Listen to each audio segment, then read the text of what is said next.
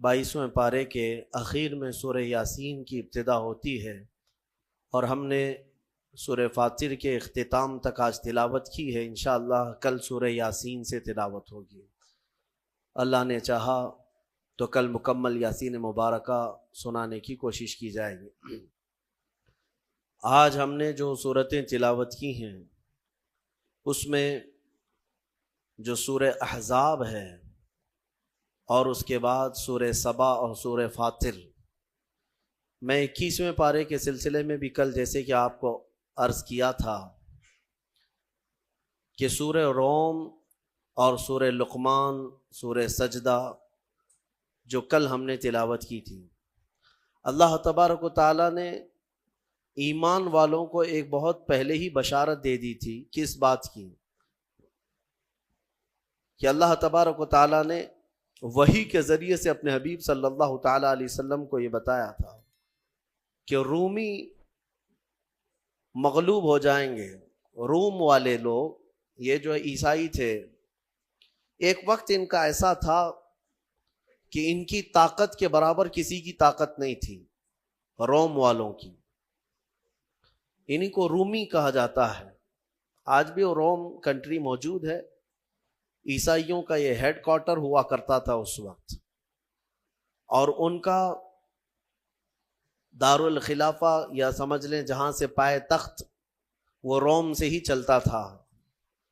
तो अल्लाह के नबी सल्लल्लाहु तआला अलैहि वसल्लम जब हिजरत करके मक्का से मदीने तशरीफ ले गए, तो मदीने जब पहुंचे मेरे आका सल्लल्लाहु तआला अलैहि वसल्लम, उस वक्त ये सूरत नाजिल हुई है। और जबकि आपको पता है कि चंद ही मुसलमान हैं और वो भी उसमें अक्सर मुसलमान गरीब हैं जिनके मालो मता वैसे ही मक्का वालों ने लूट लिए थे। मदीने में जाने के बाद उनके पास घर भी नहीं है, बड़े तिजारत के असबाब भी नहीं है। उन हालात में अल्लाह तबारक व तआला अपने रसूल को अगर किसी बात की खबर दे रहा है तो दुनिया की सबसे बड़ी ताकत के बारे में। मुसलमान जब ये बोलने लग गए कि दुनिया की सबसे बड़ी ताकत रोम, ये शिकस्त खा जाएगी और ये मगलूब हो जाएंगे, खत्म हो जाएंगे, तो मक्का वाले इनका मजाक उड़ाने लगे। इनको देखो, इनकी हैसियत क्या है, ये छोटे लोग हैं, गरीब लोग हैं और बड़ी ताकत के बारे में कह रहे हैं कि वो मगलूब हो जाएंगे। मिसाल के तौर पर अगर कोई छोटे गांव के रहने वाला आदमी बड़ी बड़ी ताकतों के खत्म होने की बात कहे तो दुनिया उसका मजाक उड़ाती है। ये बज़ाहिर देखा जाए तो मक्का वाले मुशरिकीन सहाबा का मजाक उड़ाने लगे कि ये रोमियों के बारे में कह रहे हैं। रोम की ताकत जानते भी हो कि क्या है? रोम के पास लाखों की फौज और पूरा ट्रेंड लोग हुआ करते हैं। बहुत कुछ उनके पास असलहे उस जमाने के, और ताकत भी, दौलत भी, सब कुछ उनके पास था रोमियों के पास। और इधर देखो तो सहाबा इकराम रिदवानुल्लाहि ताला अलैहिम मजमईन एक खजूर पर पूरा दिन गुजारा कर रहे हैं, असबाब नहीं, कुछ नहीं। इन हालात में जब वो रोम के फतह की बात करें, रोम के मगलूब होने की बात करें, तो दुनिया की तो समझ में नहीं आएगा, दुनिया तो मजाक ही उड़ाएगी। लेकिन हालात ने देखा, चंद साल गुजरे, यही मदीने के वो सहाबा जो पैबंद लगे कपड़े पहनते और पैरों में चप्पल तक ना होते, इनका ठाटे मारता हुआ समंदर मुल्क रोम तक पहुंचा और रोम के तख्त को भी उलट करके रख दिया। हाँ, निकल करके सहरा से जिसने उलट दिया था तख्ते रोमा को, इकबाल ने कहा है ना, निकल करके सहरा से जिसने उलट दिया था तख्ते रोमा को, सुना है कुदसियों से मैंने कि वो शेर फिर होशियार होगा, इकबाल ने कहा है। तो ये वही सहाबा इकराम रिदवानुल्लाहि ताला अलैहिम अजमाइन हैं जिनको देख करके मक्का वाले मजाक उड़ाते थे कि इनकी हैसियत क्या है। लेकिन उन्होंने दुनिया की सबसे बड़ी ताकत से टक्कर लिया और रोम जो है शिकस्त खाकर बिखर गया, कई टुकड़ों में तकसीम हो गया। उनके अंदर आपस में इख्तिलाफात भर गए। रोम की शिकस्त हुई, उसके बाद फिर ईरान की भी शिकस्त हुई। दो बड़ी सुपर पावर ताकतें उस जमाने की, एक रोम और एक ईरान। روم کو ہی قیصر کہتے ہیں، ایران کے بادشاہ کو کسرا کہتے ہیں۔ قیصر اور کسرا اگر کہیں ٹوٹ کر کے گرے ہیں تو وہ محمد کے غلاموں کے قدموں میں گرے ہیں صلی اللہ تعالی علیہ وآلہ وصحبہ وسلم۔ میرے عزیزو، یہ وہی صحابہ تھے جن کے بارے میں اقبال نے کہا تھا کہ کچھ بات تو ہے کہ مٹتی نہیں ہستی ہماری، صدیوں رہا ہے دشمن دور زماں ہمارا۔ اور پھر اقبال نے انہی کے لیے کہا تھا کہ تھمتا نہ تھا کسی سے سیل رواں ہمارا، کوئی روک نہیں پاتا تھا اس طوفان کو جو مدینے سے نکلا تھا۔ سارے خس و خاشاک بہا لے جائے، سارے ملک جو ہے ان کے زیر نگی ہو جائیں، پھر اچانک یہ زمانہ آیا کہ وہ سیلاب رک سا گیا ہے۔ ہاں، اس کو کسی نے بند باندھ دیا ہے، ایسا لگتا ہے جیسے فالج ہو گیا۔ ہاں، ایسا لگتا ہے جیسے کسی نے بہت تیز بریک لگا دیا۔ کون لگائے گا؟ خود ہی ہمارے اعمال ہے، یہ ہمارے شامت اعمال کی وجہ ہے کہ ہمارے ٹائر چلنے سے اب رک چکے ہیں، قدم آگے بڑھنے سے اب رک چکے ہیں، جام ہو چکے ہیں۔ بس اس کا علاج وہی ہے جو صحابہ کرام نے محسوس کیا تھا، اور اس کو علاج کے طور پر ہی اقبال نے بتایا تھا، تمہارا علاج جو ہے صرف اتنا ہی ہے کہ محمد سے وفا تو نے، تو ہم تیرے ہیں، یہ جہاں چیز ہے کیا لوح و قلم تیرے ہیں۔ طریق مصطفیٰ کو چھوڑنا ہے وجہ بربادی، اسی سے قوم دنیا میں ہوئی ہے بے اقتدار اپنی۔ ہمیں کرنی ہے شہنشاہ بطحا کی رضا جوئی، وہ اپنے ہو گئے تو رحمت پروردگار اپنی۔ علاج بھی اسی میں ہے، سبب کچھ اور ہے جسے تو خود سمجھتا ہے، زوال بندے مومن کا بے زری سے نہیں۔ مال نہ ہونا یہ ہمارا زوال نہیں ہے، طاقت نہ ہونا، سیاست نہ ہونا، حکومت نہ ہونا، یہ ہمارے زوال کا سبب نہیں۔ ہمارے زوال کا سبب وہ تم کو بھی معلوم ہے کیا ہے، سب کو معلوم ہے، سبب کچھ اور ہے جسے تو خود سمجھتا ہے۔ اقبال نے کہا ہے، اور چھپاتے کچھ اور ہو، بولتے کچھ اور ہو، کہتے ہو کہ ہمارے پاس ایجوکیشن کی کمی ہے، ہمارے پاس سیاست کی کمی ہے، طاقت کی کمی ہے، اسباب کی، سبب کچھ اور ہے جسے تو خود سمجھتا ہے، یہ اسباب نہیں۔ اگر یہی سبب ہوتا کہ طاقت کی کمی، اسباب کی کمی، تو پھر ان صحابہ کے قدموں میں سارے ملک کیوں گرے پڑے جا رہے تھے جن کے پاس بظاہر کھجور بھی کھانے کو نہیں تھی، پہننے کے کپڑے بھی نہیں تھے، اور لڑنے کی تلواریں بھی نہیں تھی، پھر کیوں ٹوٹی جاتی تھی ان کے قدموں پہ دنیا؟ سبب کچھ اور ہے جسے تو خود سمجھتا ہے۔ وہ سبب کیا ہے؟ وہی سبب ہے جس کو تم بھی بھلا بیٹھے ہو اور ایک زمانہ بھلا بیٹھا ہے، کہ نبی پاک صلی اللہ تعالی علیہ وسلم کی وہی محبت جس کو اقبال نے کہا، محمد کی محبت دین حق کی شرط اول ہے، اسی میں ہو اگر خامی تو سب کچھ نامکمل ہے۔ اسی میں ہو اگر خامی، یہیں جا کر کے خامی ہے۔ بہرحال رومی مغلوب ہو گئے، چند ہی سالوں کے بعد ملک روم ٹوٹ کر ختم ہو گیا۔ ان کی سلطنت جو ختم ہوئی تو پھر ویسی طاقت آج تک نہیں آ سکی، آج تک نہیں آ سکی۔ اور اسی طرح کسرا کی جو حکومت ختم ہوئی ایرانیوں کی، 14 صدیاں گزر گئی، آج تک دوبارہ پھر کوئی کسرا نہیں آیا، نہ کوئی قیصر آیا، نہ کوئی کسرا آیا۔ کیوں؟ جو ضرب لگی تھی وہ نبی پاک کے غلاموں کی ضرب لگی تھی، جو ان کے قدموں میں ٹوٹ کر گر پڑے، پھر دوبارہ وہ طاقتیں آئی نہیں۔ اور میں کہتا ہوں انشاءاللہ قیامت تک نہیں آئے گی، قیامت تک نہیں آئے گی۔ میں آپ کو ایک خصوصیت بتاؤں سیدنا خالد بن ولید رضی اللہ تعالیٰ عنہ کی، آپ کی یہ اسپیشیلٹی ہے۔ حضور صلی اللہ علیہ وسلم کے صحابہ میں ایک صحابی سیف اللہ، اللہ کی تلوار ان کو کہا گیا۔ پتہ ہے آپ کو، حضرت خالد بن ولید رضی اللہ تعالیٰ عنہ نے تقریباً 9 سال کے اندر 125 جنگیں لڑی، 125 جنگیں۔ اور جب وہ جنگ میں لڑنے کے لیے حاضر ہوتے، میرے عزیز و کڑیل جوان بھی تھے، ان کی تلوار، ایک تلوار 35 کلو کی، اور ڈھال جس سے وہ اپنے آپ کو روکتے تھے وہ 40 کلو کا ہے۔ اور پھر اس کے بعد پھرتیلا پن اتنا کہ وہ تلوار ایسے گھومتی جیسے ان کے ہاتھ میں کچھ ہے ہی نہیں۔ جنگ موتا ایک جنگ ایسی ہے جس میں حضرت خالد بن ولید کہتے ہیں 9 تلواریں میرے ہاتھ سے ٹوٹی ہیں، 9 तलवारें एक के बाद दीगरे टूटती गई, फिर दूसरी ली, वो टूटी फिर तीसरी लिया।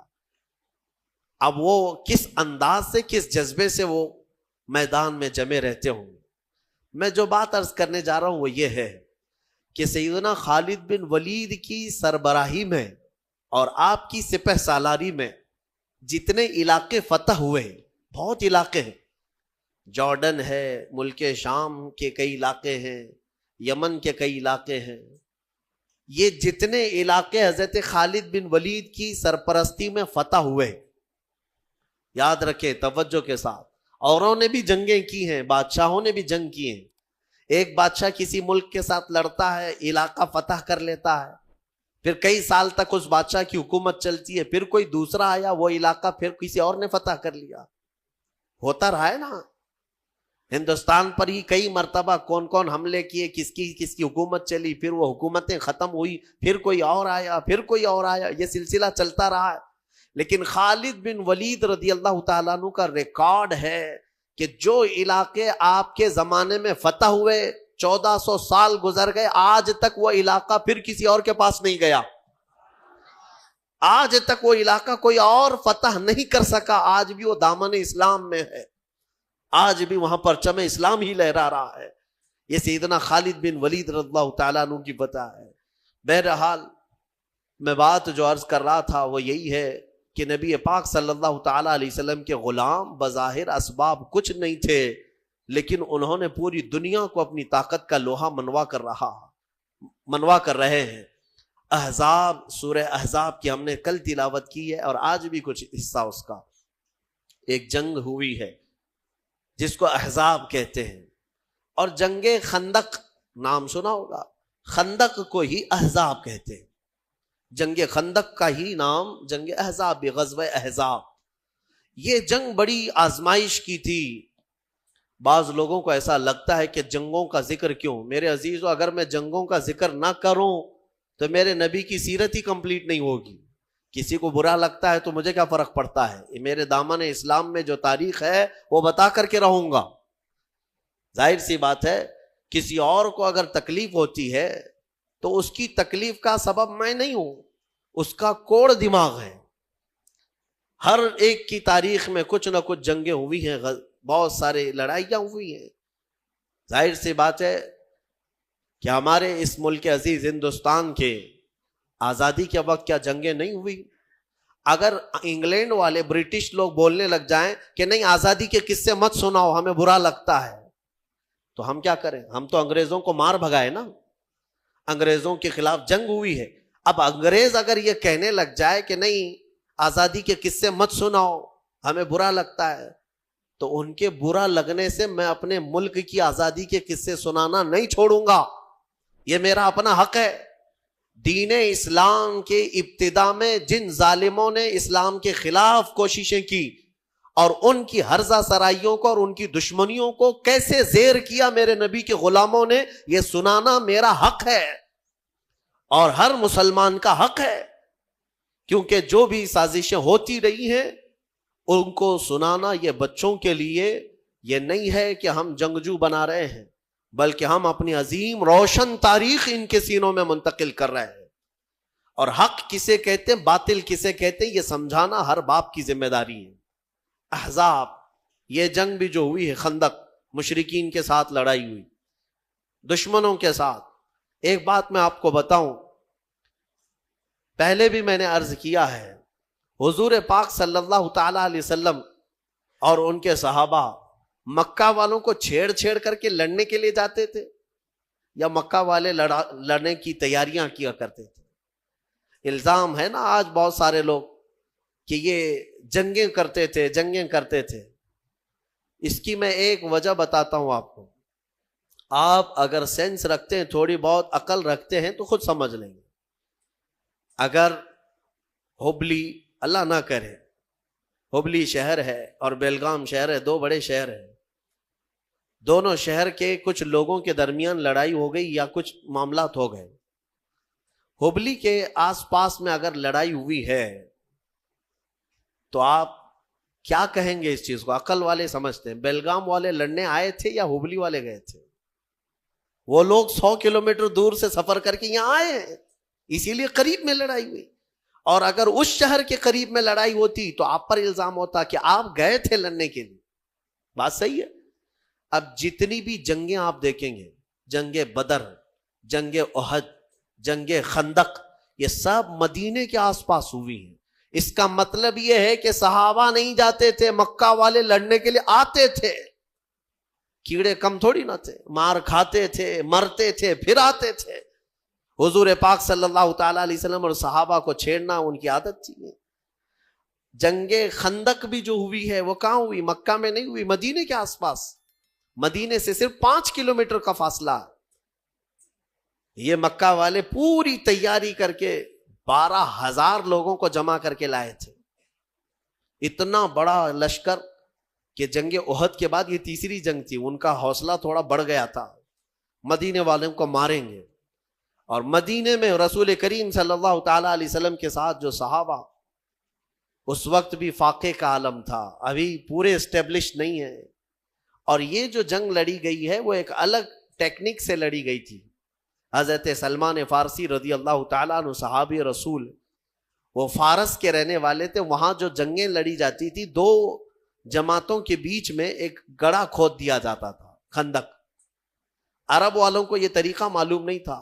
حضرت سلمان فارسی نے حضور اکرم صلی اللہ علیہ وسلم کی بارگاہ میں مشورتاً عرض کیا کہ مشرکین مکہ اگر آئیں گے تو ایسا ہے کہ مدینے میں داخل ہونے کا ایک ہی بڑا راستہ ہے جس سے پوری فوج جا سکتی ہے، باقی سب چھوٹے چھوٹے راستے. اس بڑے راستے کے باہر ہم لوگ ایک بڑی خندق کھود دیتے ہیں تاکہ وہ آئیں تو مدینے شہر کے اندر نہ آئیں، کیونکہ شہر میں اگر لڑائی ہوگی تو گھر ٹوٹیں گے، بستیاں اجڑیں گی، دکان برباد ہوں گے، بہت کچھ ہو جائے گا. اس لیے ان کو شہر کے باہر ہی گھیر دیتے ہیں. حضور نے ان کا مشورہ پسند کیا اور خندق کھودی گئی. تقریباً 1 مہینے تک کھودی گئی تھی، اور وہ کافی بڑی خندق. عرب کا تیز دوڑنے والا اچھی نسل کا گھوڑا بھی چھلانگ لگا کر اس خندق کو پار نہیں کر سکتا تھا، اتنی چوڑی تھی وہ خندق. اس خندق کو کھودنے میں خود میرے آقا صلی اللہ تعالی علیہ وسلم نے اپنے ہاتھ میں کلہاڑی اٹھائی ہے. اور یہ وہ دور تھا جب صحابہ بھوک کی شدت کی وجہ سے پیٹ پر پتھر باندھتے تھے. حضرت ابو ہریرہ فرماتے ہیں، نہیں بلکہ دوسرے صحابہ اکرام سے یہ روایت ہے کہ حضور پاک صلی اللہ تعالی علیہ وسلم اس وقت اپنا جبہ اٹھا کر دکھاتے ہیں تو آپ کے پیٹ پر 2 پتھر بندھے ہوئے تھے. یہ پتھر کیوں باندھتے تھے اس وقت؟ کہ مضبوط ایک کپڑے سے پتھر باندھ دیے جاتے تھے تاکہ بھوک پریشان نہ کرے. پیٹ اگر خالی چھوڑ دیا جائے تو بار بار بھوک لگتی ہے، اور اس پیٹ کو ٹائٹ باندھ دیا جائے تو بھوک کم لگتی ہے. یہ عربوں کا طریقہ تھا، پیٹ پر پٹا باندھ لیتے تھے. حضور اکرم صلی اللہ تعالی علیہ وسلم اس وقت پتھر باندھے رہتے تھے کہ بھوک پریشان نہ کرے. اور خندق جو کھودی گئی ہے انہی فاقہ کشی کے عالم میں کھودی گئی ہے. پھر اس کے بعد مشرکین جب آئے تو وہ دیکھ کر کے حیرت میں رہ گئے، یہ کیا طریقہ ہے؟ ہم کو شہر میں داخل ہونے نہیں دیا جا رہا ہے، یا مطلب یہ چیز نہیں تھی ان کے لیے. خندق کے اس طرف کھڑے ہو گئے. جنگ شروع نہیں ہوئی. اس میں 3 بڑی جماعتیں تھیں، قبیلہ بنو غطفان اور قریش، اور پھر ایک نجد کا ایک قبیلہ تھا. بڑے بڑے 3 قبیلے اس میں آئے تھے جنگ کرنے کے لیے.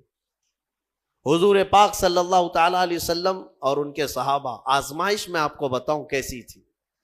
مدینے والے اس وقت جتنے تھے سب کے ساتھ میرے آقا صلی اللہ علیہ وسلم نے ایگریمنٹ کیا تھا، جو یہودی ہیں عیسائی ہیں سب کے ساتھ، کہ حملہ مدینے پر ہو رہا ہے، لہٰذا ہم ساتھ مل کر کے لڑیں گے، شہر کی حفاظت ضروری ہے. یہودی جو تھے اس میں بنو نذیر ایک قبیلہ ہے اور بنو قریظہ، یہ 2 قبیلے تھے. بنو نذیر کے ساتھ بھی حضور صلی اللہ علیہ وسلم نے معاہدہ کیا تھا، مکہ والوں کے خلاف ہم سب مل کے لڑیں گے، کیونکہ نقصان ہوگا تو تمہارا بھی ہوگا ہمارا بھی ہوگا مدینے پر. تو سب کا اس بات پر ایگریمنٹ تھا. لیکن آپ کو میں بتاؤں، جب لڑائی کے لیے آئے تو طے یہی پایا تھا کہ وہ مدینے کے جتنے یہودی اور عیسائی ہیں وہ بھی حضور کے ساتھ کھڑے رہیں گے. لیکن ان ظالموں نے کیا کیا؟ حضور اکرم صلی اللہ تعالی علیہ وسلم کے ساتھ آئے نہیں میدان میں، چند اپنے لوگوں کو بھیجا اور اپنے سارے قلعے میں یہودی بیٹھ کر میٹنگ کرنے لگے اور حضور پاک کی ساری تیاریوں کی خبریں مکہ کے کافروں کو دینے لگے، مشرکین۔ یہ دھوکے باز تھے، حضور پاک صلی اللہ علیہ وسلم کی ساری خبریں مکہ والوں کو پہنچانے لگے۔ انہوں نے دھوکہ دیا، خدا کیا، غش کیا، یہ ساری چیزیں ہوئی۔ اب جو حضور کے ساتھ تھے اس میں کچھ منافقین بھی آئے ہوئے تھے اور وہ موسم کی سختیاں دیکھنے لگے، ایسی ہوائیں تیز چلی کہ لوگوں کا کھڑا ہونا مشکل تھا وہاں۔ ہنالک ابتلی المؤمنون وزلزلوا زلزالا شدیدا، اللہ فرماتا ہے یہ وہ جگہ تھی جب مومنوں کو آزمایا گیا اور انہیں بہت اچھی طرح سے ہلا دیا گیا تھا۔ وَإِذْ يَقُولُ الْمُنَافِقُونَ، اور اس دن منافق یہ کہہ رہے تھے، کیا کہہ رہے تھے؟ ارے ہمارے گھر میں عورتیں خالی ہو گئی ہیں، چھت اڑ گئی ہیں اور ہم کو جانا ہے مدینے میں، یہ کہہ کر کے حضور کو چھوڑ کر چلے گئے۔ جو جماعت میں یہ وہ لوگ تھے جو مسلمان نظر آتے تھے، حضور کے ساتھ نماز بھی پڑھتے تھے، ان کا سب مسلمانوں کے ساتھ چلتا تھا، لیکن جب حالات سخت ہو گئے بھاگ گئے۔ وہ ایک ہی لاٹھی سے بھاگنے والے لوگ سب مدینہ میں بھاگ کر کے چلے گئے، اور میدان میں کون بچے؟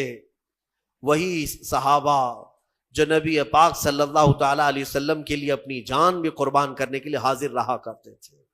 وہ عاشقین کی جماعت کھڑی رہ گئی، اس میں چند لوگ تھے۔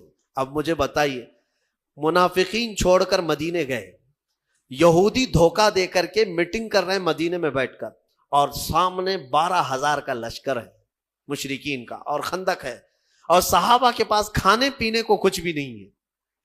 ایک رات ایسی بھی آئی، ایک رات کہ وہ مشرکین وہاں بڑے بڑے جانور ذبح کر کے بھون رہے تھے، گوشت کھا رہے تھے، روٹیاں پک رہی تھیں۔ ظاہر سی بات ہے ادھر کے کھانے کی خوشبو ادھر بھی آتی ہوگی، اور ادھر صحابہ کا حال یہ تھا کہ 10 صحابہ میں 4 کھجوریں گھوما کرتی تھی، 10 صحابہ میں۔ رات کے وقت صحابہ کھڑے رہ جاتے اور ان کے کھانے پینے چل رہے ہیں۔ حضور پاک صلی اللہ تعالی علیہ وسلم نے صحابہ سے پوچھا کہ مجھے لگتا ہے کہ تمہیں کھانے کی خوشبوؤں نے پریشان کر رکھا، اور ادھر کے کھانے کی۔ میں ایک بات بتاتا ہوں، حضور اگر خیمے میں آرام کر رہے ہو، گھر کے اندر ہو، ایک بھی کوئی صحابی ادھر سے ادھر گیا ہو 2 روٹیاں مانگنے کے لیے یا 1 بوٹی مانگنے کے لیے کہ میاں ہمیں بھی تھوڑا سا کھانا پانی دے دو، لنگر بٹتا ہے تو کیسے بھیڑ لگ جاتی ہے، ایک صحابی بھی گیا ہو؟ تاریخ میں ڈھونڈ کر کے نکالو، ایک صحابی سے بھی آپ نہیں دکھا سکو گے۔ یہ وہ لوگ نہیں ہیں جو 500 1000 کی نوٹ دکھائے تو پارٹی بدل لیں۔ ہاں، صبح کچھ اور جھنڈا، دوپہر میں کچھ اور جھنڈا، شام میں کوئی اور جھنڈا، سب کے 1000 ہے۔ گلے میں پٹا بھی الگ الگ ہے، صبح نیلا پٹا تھا، دوپہر میں پیلا پٹا، اور رات میں لال پٹا۔ یہ سارے دوپٹے والے، ان کا کوئی اپنا موقف نہیں ہوتا، صرف اور صرف دولت کے ہوس میں ادھر سے ادھر بدلنے والے۔ میرے عزیزو، صحابہ کرام کا حال یہ تھا، شدت کی بھوک تھی لیکن کھانے نے ان کے قدموں کو نہیں ڈگمگایا۔ حضور پاک نے جب پوچھا تو صحابہ عرض کرتے ہیں، یا رسول اللہ صلی اللہ تعالی علیہ وسلم، ہم میں سے کوئی اس میدان میں کھانے روٹی بوٹی کے لیے نہیں آئے، ہم تو اپنی جانیں آپ کے قدموں پہ لٹانے آئے ہیں۔ صحابہ اکرام کا وہ جذبہ تھا۔ اس کے بعد ہوا کیا؟ ایک صحابی کی وجہ سے پوری جنگ پلٹ گئی۔ حضرت نعیم، یہ ادھر کے خیمے کے تھے، ایمان لے آئے۔ حضور پاک صلی اللہ علیہ وسلم کے چہرے جمال جہاں آرا کو دیکھ کر وہ بے قابو ہو گئے، خندق کراس کر کے آئے، ایمان لے آئے، اور پھر حضور پاک صلی اللہ تعالی علیہ وسلم سے اجازت لے کر کے واپس اسی خیمے میں گئے۔ ان تینوں قبیلوں میں جو تھے، بڑے بڑے جو 3 قبیلے تھے، ان کے تینوں کے درمیان کچھ نہ کچھ چل رہی تھی باتیں۔ ظاہر سی بات ہے، لیڈ کون کرے گا، آگے کون جائے گا، اس میں بہت سارے جھگڑے ہوا کرتے ہیں۔ ان کے اندر اتحاد نہیں تھا۔ حضرت نعیم رضی اللہ تعالیٰ عنہ نے اسی کمزوری کو ان کے محسوس کیا، اور تینوں قبیلوں کو برابر برابر اپنی اپنی جگہ پر لگایا.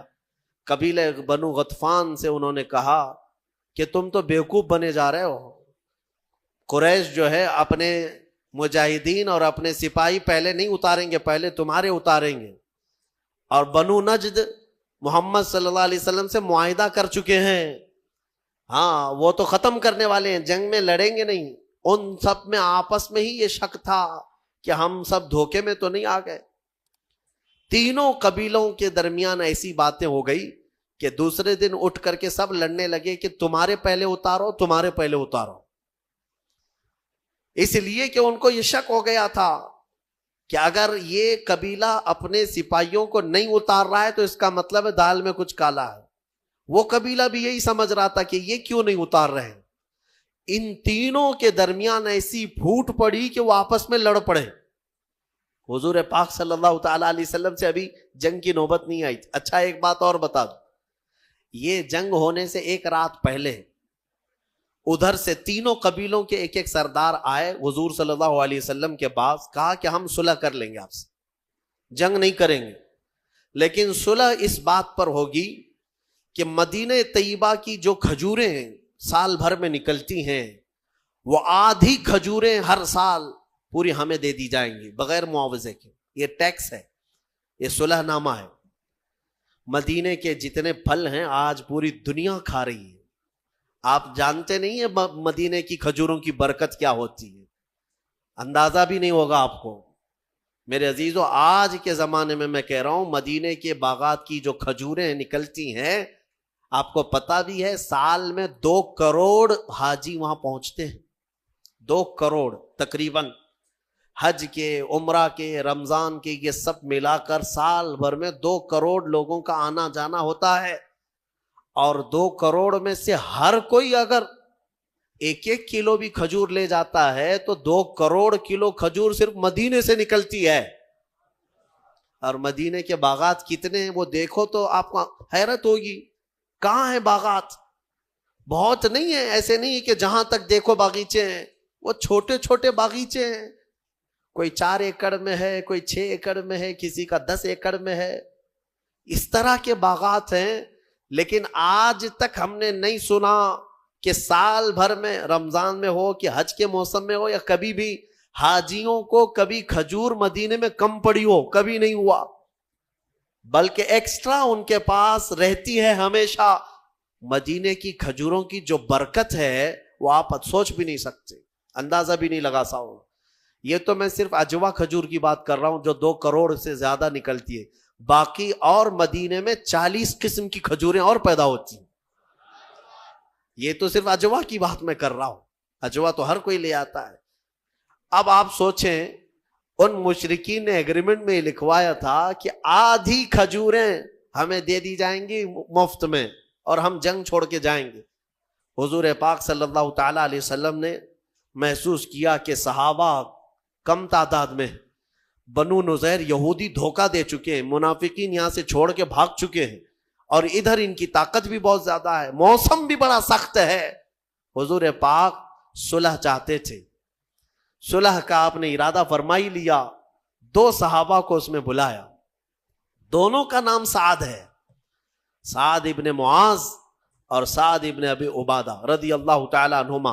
دونوں مدینے کے سردار صحابہ، انصار صحابہ میں، اور حضور دونوں کی عزت فرمایا کرتے تھے. دونوں کو بلایا، کہا میں ان تینوں قبیلوں کے سرداروں سے بات کر چکا ہوں، تم کیا سوچتے ہو؟ انہوں نے پوچھا کہ مشورے یعنی صلح میں کیا طے پایا؟ حضور پاک صلی اللہ علیہ وسلم نے فرمایا کہ وہ مدینے کی سال بھر کی آدھی کھجوریں لے لیا کریں گے ہر سال. حضرت سعد اور دونوں سعد کھڑے ہو گئے، کہا یا رسول اللہ صلی اللہ علیہ وسلم، آپ کا یہ مشورہ ہے یا حکم ہے؟ حکم ہے تو اسے ٹالا نہیں جا سکتا. اگر آپ مشورہ فرماتے ہیں تو ہمیں اجازت ہے. حضور پاک صلی اللہ علیہ وسلم نے فرمایا نہیں، میرا حکم نہیں ہے، میرا مشورہ ہے صلح کرنے کا. تو دونوں صحابہ اٹھے اور وہ ایگریمنٹ کا جو پیپر تھا اس کو اٹھائے اور پھاڑ دیا. حضرت سعد اس دن کہتے ہیں یا رسول اللہ صلی اللہ تعالی علیہ وسلم، جب ہم کفر میں تھے، جب ہم مشرک تھے، تب ان خبیثوں کو ایک کھجور نہیں دیتے تھے، اور آج دولت ایمان ہمارے پاس ہے اور آدھی کھجوروں کی بات کی جاتی ہے. یعنی مدینے کے آدھے، ہم زمانے کفر میں ایک کھجور نہیں دیتے تھے اور آج دولت ایمان ہمارے پاس ہے اور رسول پاک صلی اللہ علیہ وسلم کی سربراہی ہمارے ساتھ ہے، تو پھر آدھی کھجوریں دینا وہ بھی ان لوگوں کے لیے کیا معنی رکھتا ہے؟ انہوں نے پھاڑ دیا. میرے آقا مسکرائے ان کی بات پر. یہ نہیں ہے کہ رسول کے خلاف ہو گئے، بلکہ حضور ان کے جذبے کو دیکھ رہے تھے. اس کے بعد وہی سعد ہیں جن کو کافروں نے اسی جنگ میں تیر مارا تھا تو حضرت سعد کی پیشانی پر لگا تھا اور خون کا فوارہ جاری ہو گیا اور ان کے ہاتھ بھی کٹ گیا تھا حضرت سعد کا تیر سے، اور حضور پاک صلی اللہ تعالی علیہ وسلم خود ان کا ہاتھ اپنے ہاتھ میں پکڑے رہے. حضرت سعد کا پورا خون اچھل کر میرے آقا کے چہرے پر لگتا تھا. حضور اکرم صلی اللہ علیہ وسلم اس صحابی کو اس قدر محبت فرمایا کرتے تھے. اب سنیے، دوسرے دن ہوا وہی جو حضرت سعد نے چاہا تھا کہ یہ لڑنے کی طاقت ہی نہیں تھی، بلکہ آپس میں گتھم گتھا ہوئے ایک دوسرے سے لڑ پڑے، اور ایسا لڑے کہ ان کے تینوں قبیلوں کے جانور بدک گئے. کسی کو ان کا گھوڑا لے کر بھاگتا تھا، کسی کو ان کا اونٹ لے کے بھاگتا تھا. پورے میدان میں تتر بتر ہو گئے. جنگ کا نقشہ جو ہے آپس میں جنگ میں تبدیل ہو گیا. اس کو اللہ نے